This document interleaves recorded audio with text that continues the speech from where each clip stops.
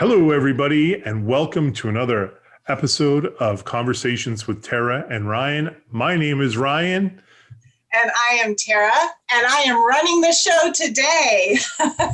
So our special guest today is Ryan. Yay! He is not only my fabulous podcast co-host and the chair of the Massachusetts chapter of the National Aging in Place Council and owner of his own company. He is also now ventured out with a friend of mine, Well Aware Care. And so we're going to talk about all of that today with Mr. Ryan. Yay! Yeah, it's crazy. We have our favorite guest on. It's going to be a blast. So let's be honest. It's the Friday, the 2nd of 4th of July. We had nobody that was interested in doing a podcast this day. So I stepped up and said, let's talk about me. And so here we are talking about me. So Tara, I am an open book. What questions do you have for me? Oh boy, I should have pulled out all of my really hard, tough questions, but I'll save those for the virtual networking event. What's the weirdest thing you've ever eaten?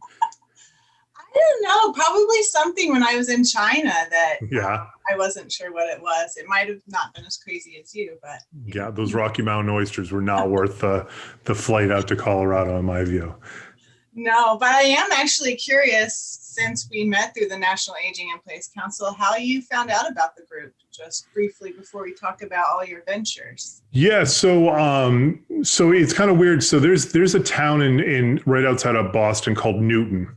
Everybody thinks it's Newtown, but it's pronounced Newton.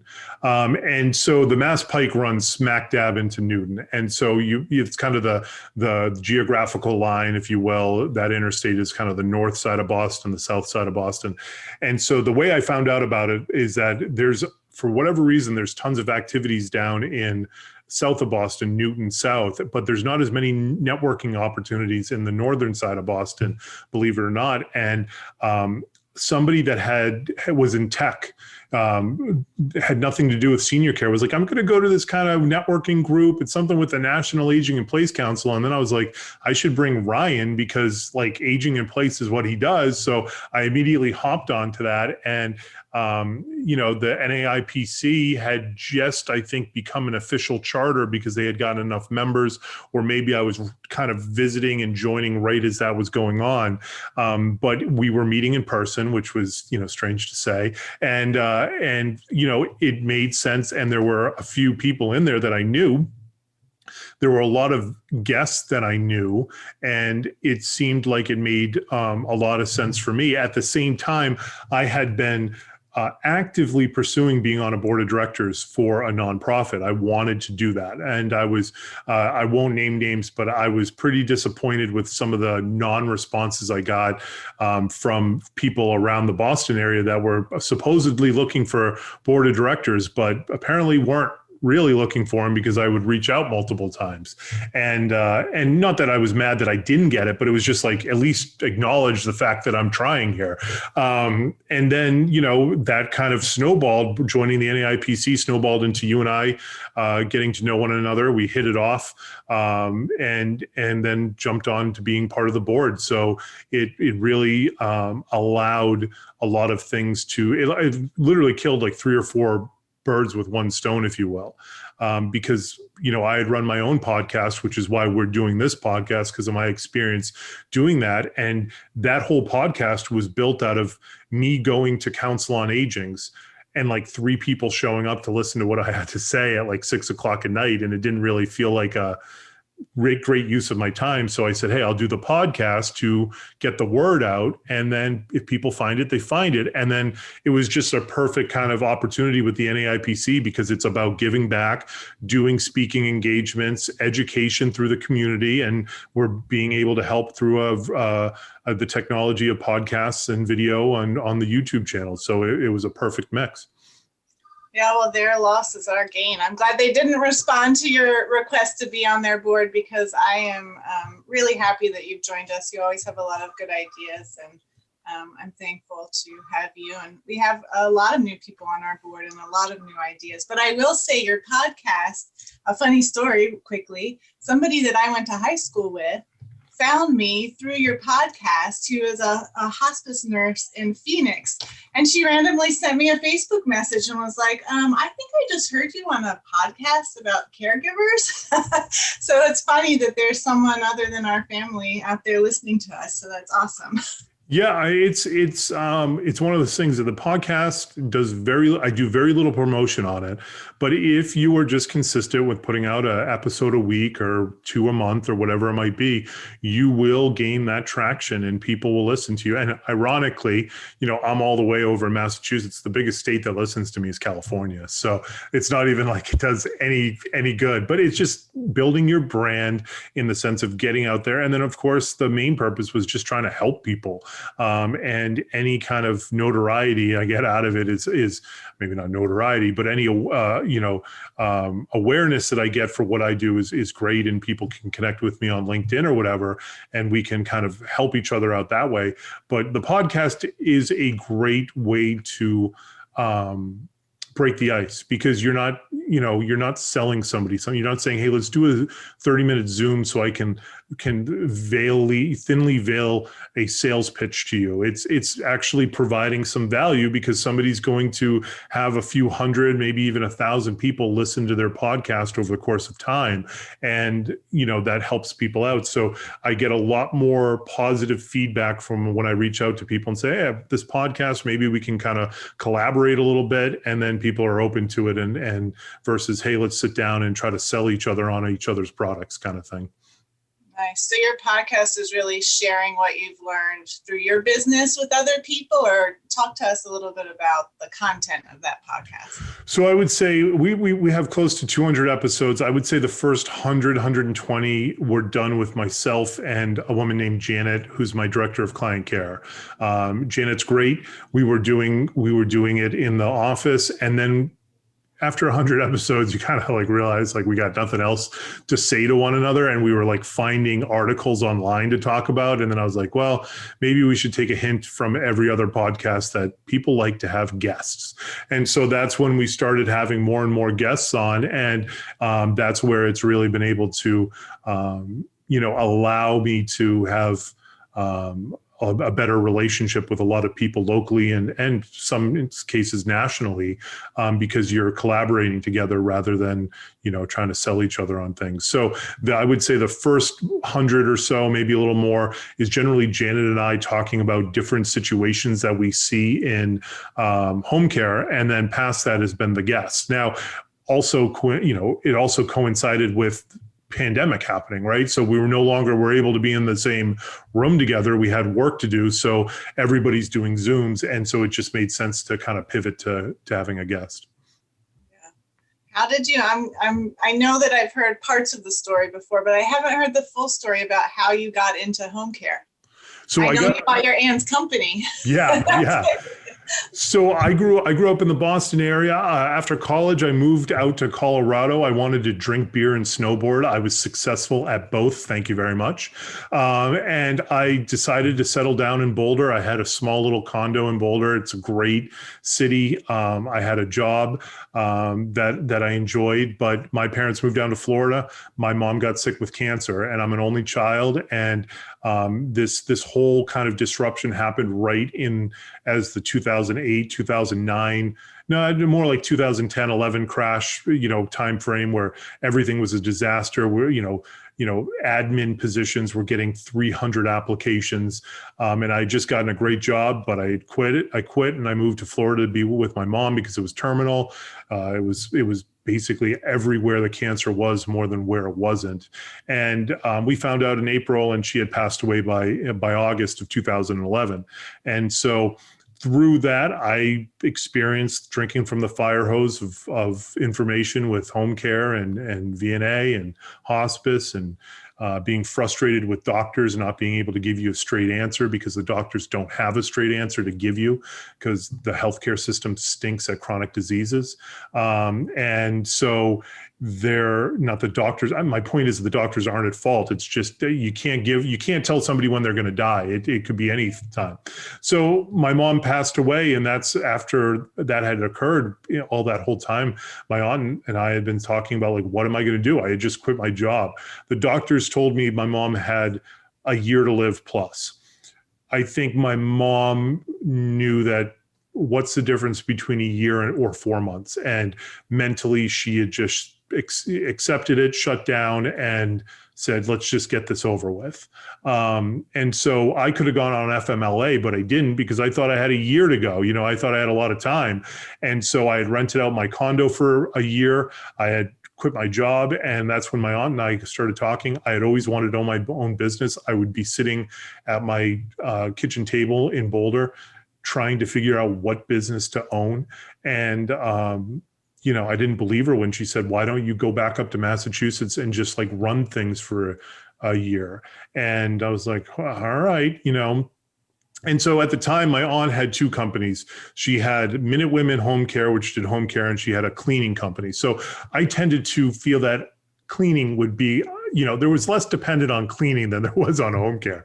So I didn't really touch the home care. And I figured if somebody's vase gets broken, I can, give them $100 for a new vase or whatever it costs. If somebody's hip goes down, I don't want to be responsible for those important decisions. But, and that's how I got involved. And then, I loved it. I wanted to help people the way that I had been helped. I looked at it as a, if you want to say a blessing or just kind of my mom's last gift or opportunity to me, those things wouldn't have happened. And I probably would be working the 9 to 5 out in Colorado still if my mom hadn't gotten sick. Certainly, I would make that trade any day of the week to have my mom around, but you can't do that. You don't have that choice in life. So you can either, try to make the best of the situation or sit there and drink yourself sorry every night. And there's no point in doing that. So that's how I got involved with it. And then, it's very rewarding and I'm sure you have the same experiences, Tara. We have a wall of fame where it's just people who email us and send us letters and things like that are just, they appreciate how much we've helped their families and their parents in times of need and some of the most stressful times that they'll have in their lives. And, it's a great thing to feel like you're helping people while also being able to make a living at it. Yeah, for sure. My father passed away in 2009, so pretty close to the same as your mom. And it really kind of changes the way you look at everything, doesn't it? And the way you look at what you have in front of you and what's behind you. And if you can find the gifts of what they give you through their passing, like you did with your mom, it makes it a little bit easier. And I think a lot of our members at NAIPC have had similar experiences where that was their entry into senior care or the senior world, is taking care of a family member or a loved one, that it's just completely changed the trajectory of their lives.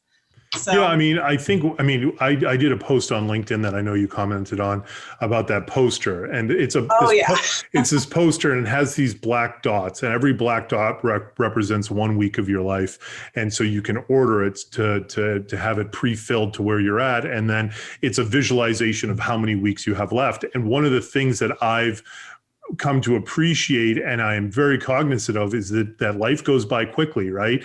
And I saw that, before my mom died, I didn't think about time as a commodity you don't get back. I wasted it left and right.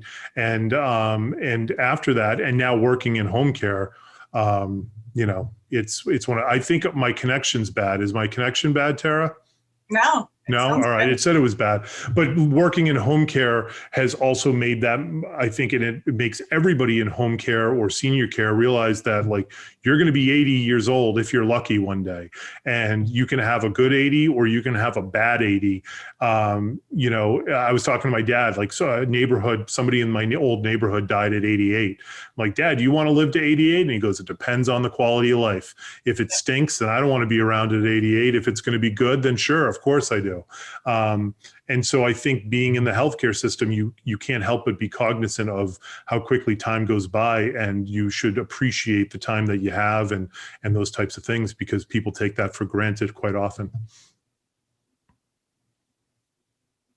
Take time for granted, but they're also, like, people our age are going to live beyond 80 and 88, more into like their hundreds more, and we're not really going to be prepared for that. Yeah. So from a planning purpose, which is another great part of our organization, is just helping people plan for the future and bringing people together in collaborations, which leads me to your next venture with WellAware, a collaboration that was made through the Aging in Place Council there in Massachusetts. Yes? Yeah, so I joined the NAIPC, and I agree that, and hopefully people are listening. Like these are the reasons why I joined the NAIPC, because we want to give back and help the community, and that's really where we're at first and foremost. And then any other side benefits that come from that business wise, whether it's branding or exposure or referrals, are all secondary and third to the main premise of giving back to seniors. And so, I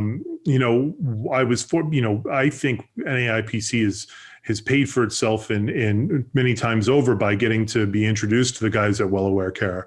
And so Well Aware Care, what they do is that they're a software company that takes already existing devices and brings them together so they can talk to one another. So you could, in theory, do what Well Aware Care does on your own, but you would have 15 devices with 15 apps, 15 logins, and none of them would talk to one another.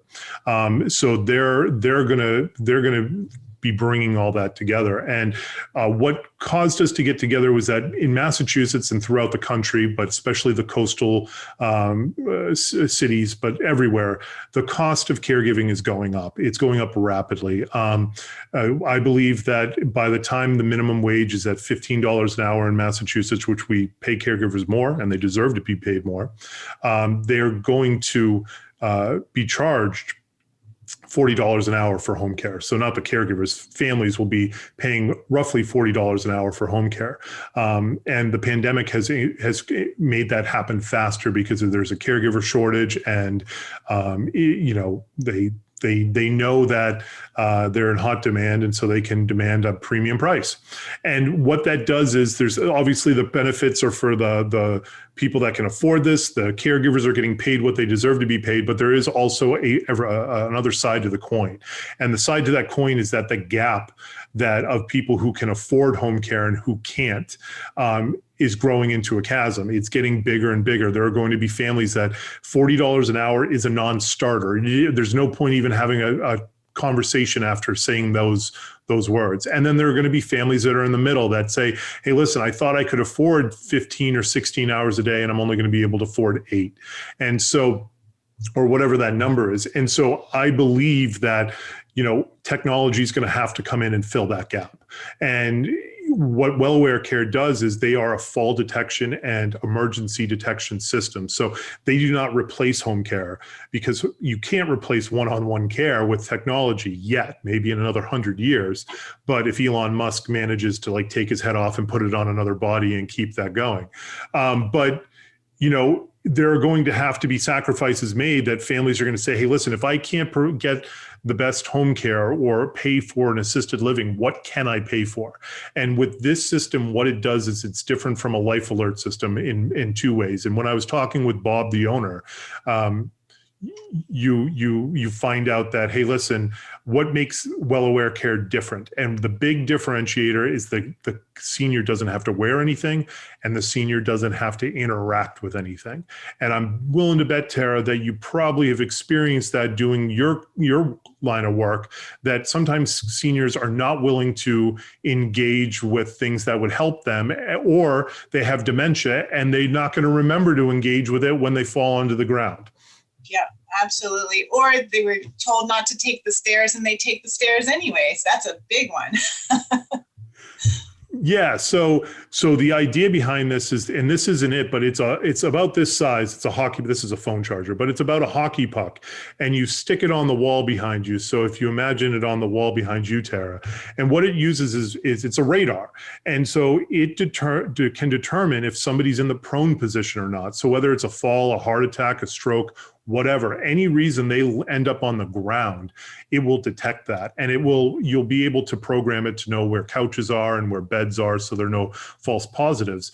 And then it gives the person 60 seconds to get back up. It will still record that as a recovered fall. And then if after 60 seconds the person has not gotten up, it can send a text message out to an unlimited amount of contacts to let them know that a fall event has occurred. And the benefit, the downside is you can't prevent the fall, right? But the benefit is you're going to prevent somebody staying on the ground for 5 or 6 hours in an assisted living or in a private home, because not all assisted livings check every hour. They might only check when there's time for dinner, and then they open up the door and somebody's been on the floor for 4 or 5 hours. And so this program is designed to alert family members almost immediately, or basically immediately, when a fall occurs. And so there is a web portal that you can go into, and then you can check if your mom has had a fall, but she recovered from the fall. Because I don't know if you know this, Tara, but sometimes seniors lie about how often they fall down onto the ground. I don't know in your experience with your company, does that happen a little bit? Maybe once or twice. Yeah. So where I look at this from a home care company, this allows me to help people that otherwise wouldn't be able to afford my services. For an assisted living, for the router and for the device and technology, you're talking about $800 for an assisted living sized apartment. So if you're in a home, it might be bigger, but even if you're talking an upfront cost of $3,000, and then the ongoing monthly fee is $100 after that a month, to give you an idea, if you hired me for 24 hours a day of care, you're paying me $850 a day. So after 2 weeks of paying me 24/7, you've basically paid for any upfront costs that well-aware care would ever have with you. And that's where I think the second big benefit is it's far more affordable for families than one-on-one care or assisted living is. It's not a competitor. It's not a replacement. It's an alternative for people that maybe can't afford those services, or have a senior that is dug their heels in and said, there is no way in hell I'm going to an assisted living, and there's no way in hell I'm having home care come in here. It's not happening. Well, then mom, dad, okay, you have the right to refuse that. What about this? Can we compromise on this solution? And then it gives families the data, and it gives families peace of mind that they know that their mom or dad will be immediately okay if a fall occurs.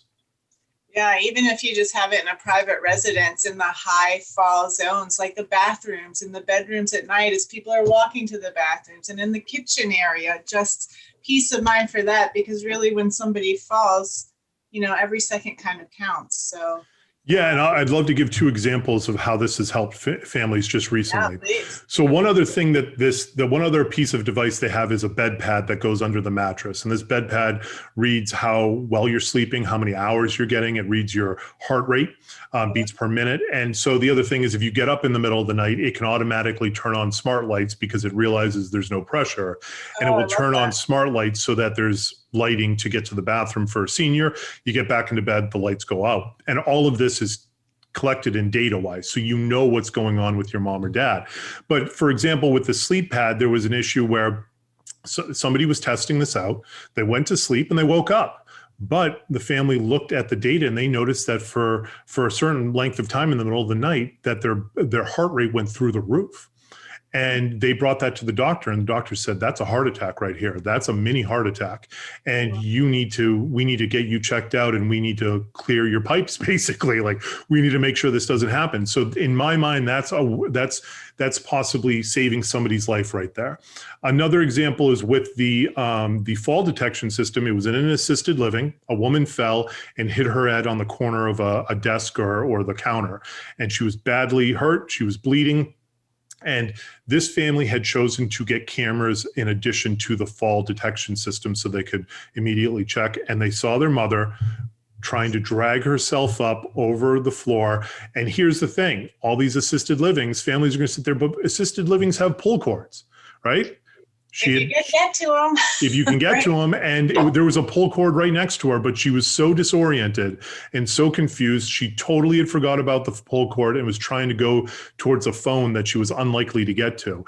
They called the assisted living. Assisted living was in the apartment within a minute, and EMS was there 5 minutes later. And they said that if she had been laying there for hours, because it would have been 4 hours till they got her for dinner. She could have had a stroke and she likely would have died because of that. And so those are those situations where the fall can be bad, but laying on the ground for 4 or 5 hours can be the nail in the coffin. And that's what you're trying to avoid. Now, there's no guarantee that the fall isn't going to be the thing that puts somebody over the edge and they pass away from it. But you're, again, trying to hedge your bets and do the best you can with what you either can afford or what your family member will allow in their home. Yeah. And even like things that probably you don't even think of, like UTIs. If somebody gets up 20 times in the middle of the night to go to the bathroom, something's wrong. Or if they're up for too long in the bathroom, something could be wrong. Or, there's so many different ways you could use that data from a medical perspective. Absolutely. And these guys are going to come up with more things. We're going to look back on this a year or two from now and be like, all you had was a fall detection and a sleep pad. They're talking with people constantly about their devices, how they can integrate it into their system. But you're absolutely right. Those are those types of things that are going to be very helpful moving forward. And that data is important. And the reason why is that it doesn't happen all the time. But I am cognizant of the fact that in home care, when I make a recommendation to a family that says you need overnight, my caregivers are saying your mom's awake at night, you need overnight awake care. There is, even though I consider myself an honest guy, there is a conflict of interest there because obviously the more hours I get, the more money I make.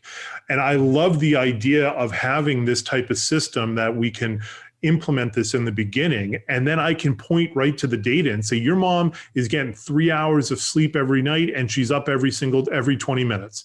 Here, the proof is not from my caregivers, it's from this data that you have right here. And then it allows, and going back to the NAIPC motto, it allows people to be educated on what's going on with their loved ones, and then they can make a decision on what the best course of action is for their senior parents, whether that's home care, assisted living, nursing home, something alternative. At least they have the information to know what to do, and they can kind of see the decline happening in real time rather than there being some major event that occurs that's like, all right, mom, had the broken hip. Now we got to figure out what to do because we tried to let this go as long as we could. And I think, in the senior care world, and I don't know if you agree with me, Tara, nobody has yet to disagree with me. So let's put it that way. Most families, if they're lucky, are 3 months behind where they should be. Many families are 6 to 12 months behind. If you're looking at the assisted living or home care or geriatric care managers or Tara's services, you're doing a good job if you're only 3 months behind when you should have been doing that already, if not 6 and 12 months, and sometimes longer. So this will allow family members to be able to get ahead of that wave rather than behind it. And so that they can make these decisions and see what's going on with their parents without it being invasive, without cameras, and without the seniors having to wear anything or interact with it in any way. Yeah. And it even just keeps the caregivers informed of what the other caregivers are doing, because maybe the Sunday person never sees the Thursday person, but the information that they have is critical to their next shift. So I see where it can keep everyone in the loop from every angle, every perspective. Yeah, absolutely. And we talk with families all the time, and I'm sure you do, that they want their parents to have some type of help. They know it, but how do you introduce a stranger into the home? Or how do you introduce, pulling somebody out of their home for 30 years into a new community? Well, I would have to imagine putting one of these devices on the wall that looks like a smoke detector is going to be far less of a battle to win than it is going to be having home care come in or moving into an assisted living. So again, you can kind of start earlier and say, hey, mom, dad, you've had a couple slips. I've seen a black eye once or twice. We know what's going on. How about we just do this stuff just in case, for a safety net, just in case something happens at home. And I think you'll get a lot more buy-in to that rather than trying to go with more of the disruptive services like home care and assisted livings. Yeah, and it protects their privacy still, because it's not, well, I know you have cameras, but it's a radar, right? So it's not like, I see that you are in the kitchen for 3 hours today, mom. It's just sensing if they fall or don't fall, correct? Yeah, unless there's cameras. Yeah, you can opt to get cameras, but this little hockey puck device only emits radar. That's really cool. Yeah, it's super cool. So I was like, I wanted to make a joke when I was talking to the guys. I'm like, so you're saying you've taken like the Hunt from Red October and brought it into the 2021?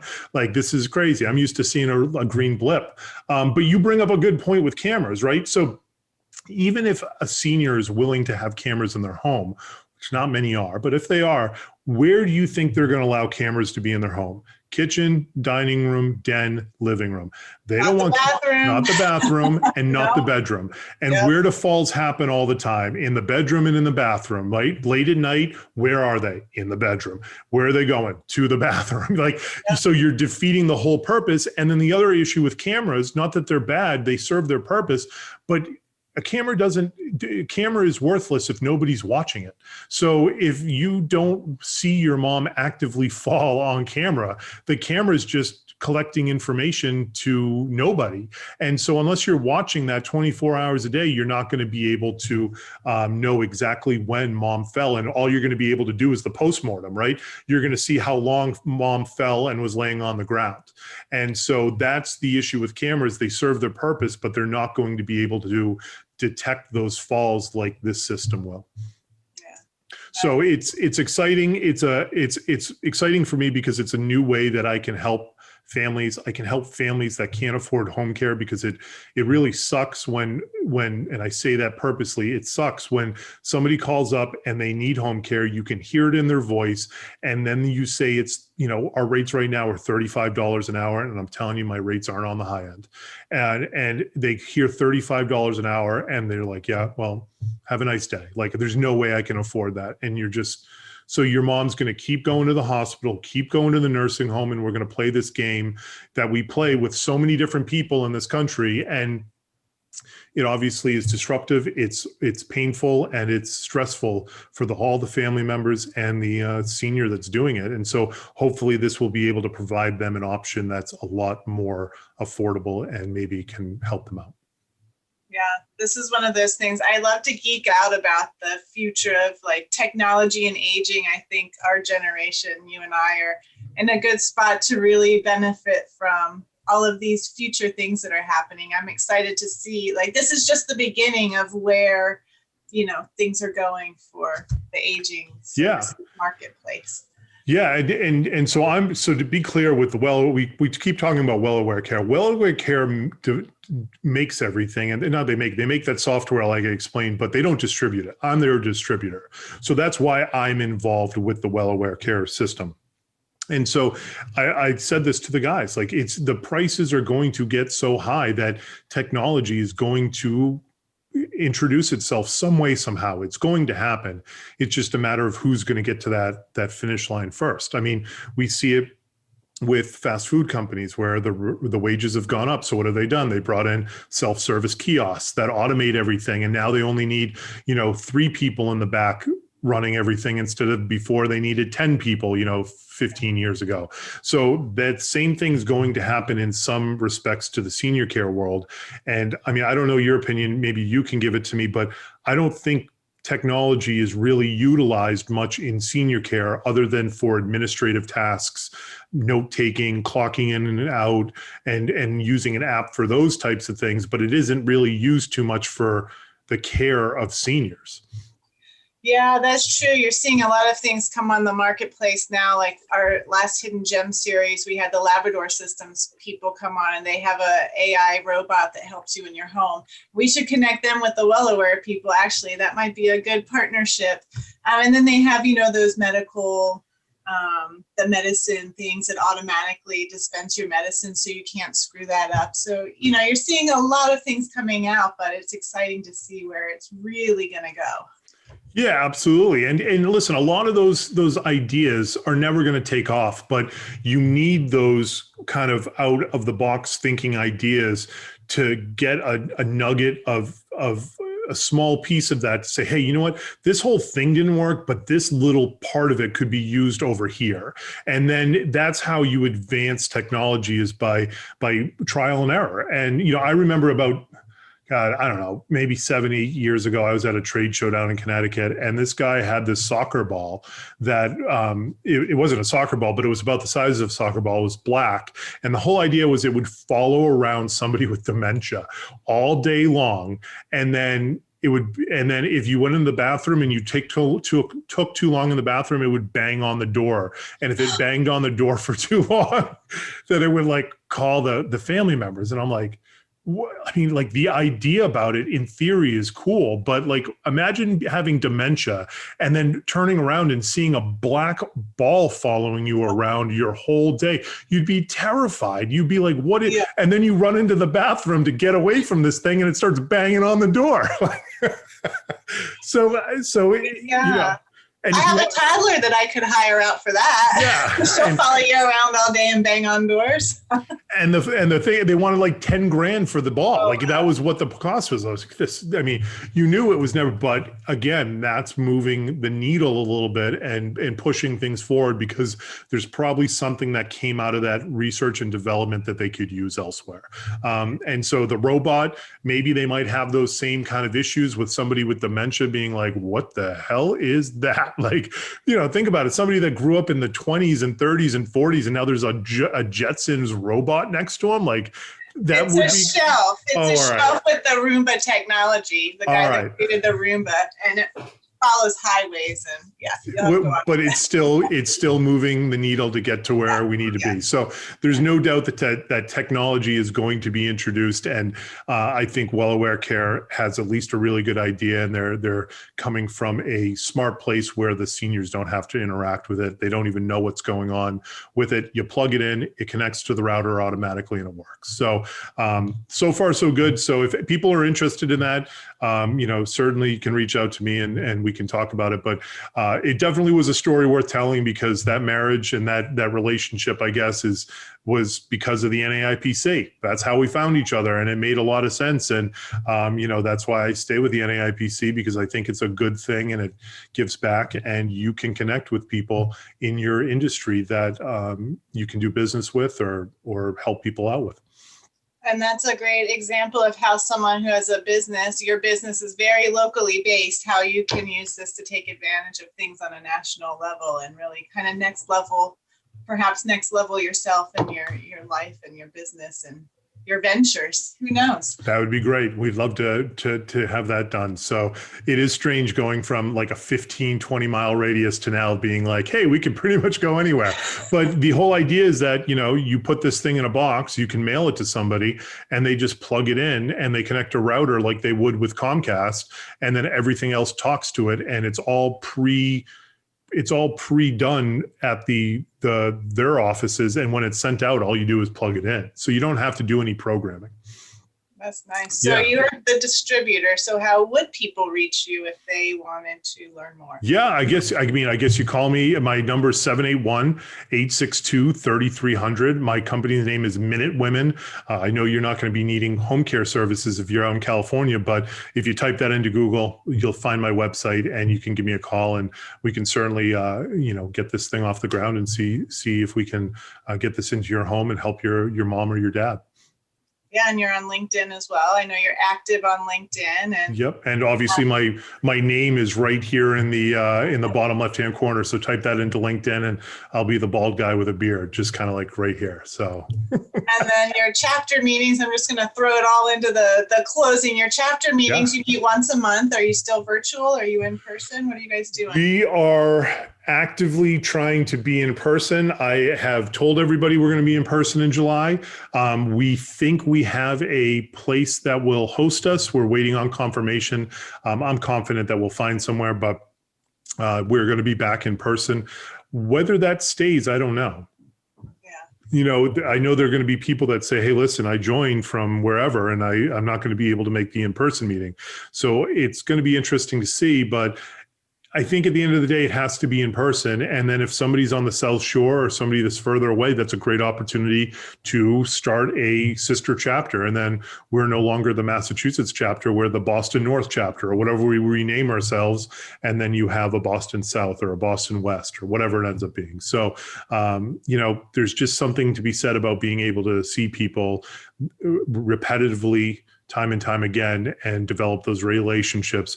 Zoom is great. I think you should stay with one-on-ones and quick coffee meetings that you don't need to drive an hour round trip to and back to and from, but once a month to meet in person is not a whole lot to ask. Yeah, well, you got a lot going on over there. Over there in Massachusetts, a thing or two. Listen, it's if you're not busy, then I don't know. I don't have kids. I decided not to have kids, so the companies and growing my little empire is my kids. So that's what I'm trying to do. Yeah, I would rather be busy than bored, for sure. Yes, there's a good way to say busy than bored. That's what we're going to do. Well, what a great guest you were today, Ryan. This is amazing. If I had to rank it, I don't know where I'd put it, but it would be up there.